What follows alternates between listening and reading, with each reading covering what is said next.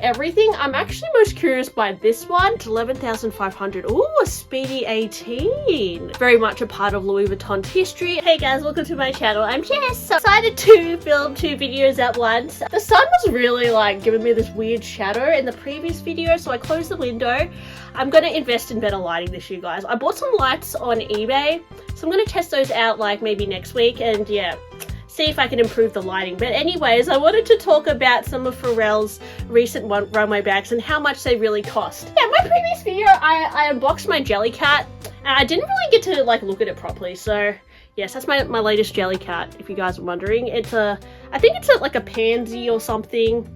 So I'm just going to put this little friend over here. You guys can stare at that too.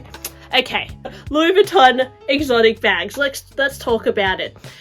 There is this waxy rust collection that was on the runway, including this Speedy bag in the size 25, bandolier, 35,000 euros. You know, they're not playing with these prices, guys, but it is crocodile. And then Pharrell also released a waxy rust steamer WW, 18,500. We have the new soft trunk vertical in 21,500 euros. And then this bag, guys, the Speedy P925B Nubuck Canyon. And the thing about this is it's in like a nubuck crocodile, so kind of like a Swedish kind of texture. And then it has these like metal accents on it, which I assume they could be like gold plated or something. I don't know why the prices are so expensive, because it's 40,000 euros. That is really expensive, guys. Like, yeah, that's insane. And then they've also released it in a beautiful like pale blue color. I mean, it is stunning with that silver, brushed silver hardware. Yes, there's definitely for that kind of multi-millionaire client. Then there's also another Croco exotic steamer 25 in the Canyon, 50,000 euros. Wow. And then even if you look at those little metal prongs on the front, they even have this kind of etched LV embossing on it. So there is a lot of attention to detail with these bags, and I assume that they're going to be very limited as well, perhaps like a made to order situation.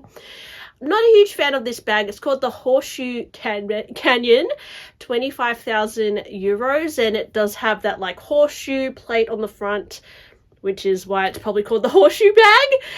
The Speedy P940B Canyon, 70,000 euros.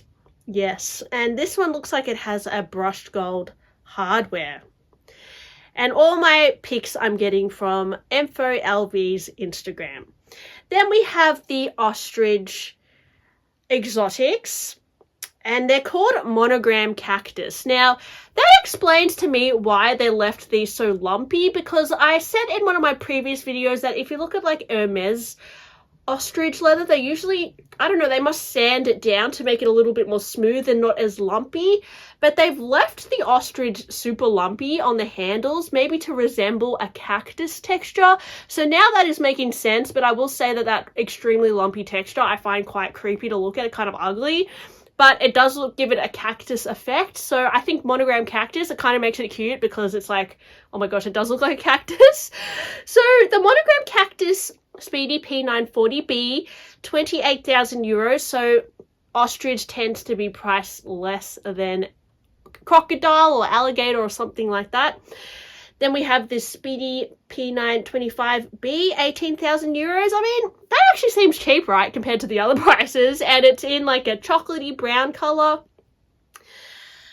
Yeah, 18,000 euros. Then we had the Speedy P918B. Speedy 18?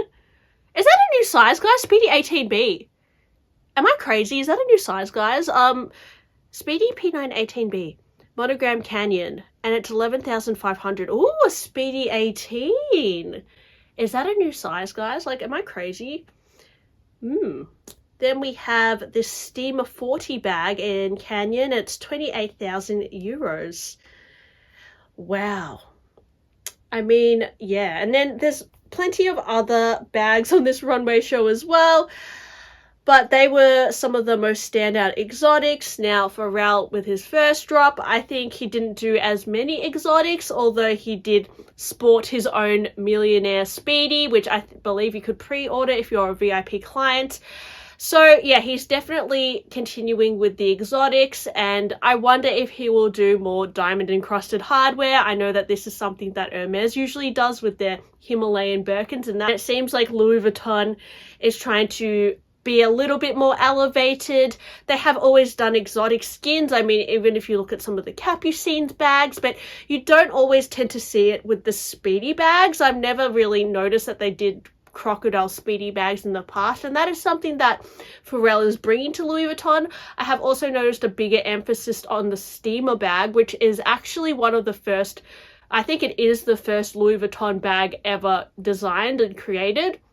So it makes sense that Pharrell would reference it because it is a very, very much a part of Louis Vuitton's history. And although people say that it looks like I guess a HAC or a Birkin, the thing is, like, a lot of bags around this era kind of resemble this kind of shape. So it is a strong part of Louis Vuitton's history, so I do see why he's doing more iterations of a steamer bag.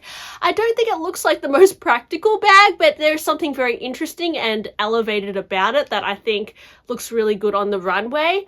And then he's also, of course, doing these elevated trunks as well that I suppose if you're really wealthy, you could display them in your mansion or something. Like, for example, on the recent runway, we saw this like gold metallic trunk that looks like this massive piece of gold, and then there was also this leather one with these like hardware parts, like the little etchings on them that looked very Western.